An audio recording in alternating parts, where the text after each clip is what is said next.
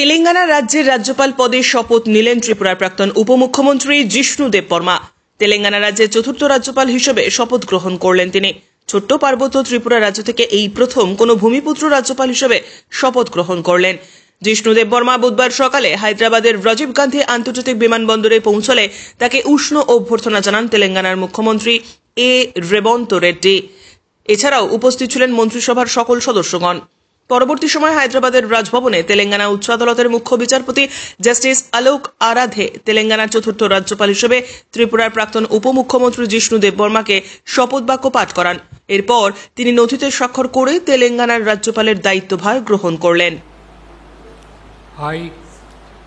I, Jishnu Dev Verma, do swear in the name of God that I will faithfully execute the office of Governor of Telangana and will do to the best of my ability preserve, protect and defend the Constitution and the law, and that I will devote myself to the service and well-being of the people of Telangana.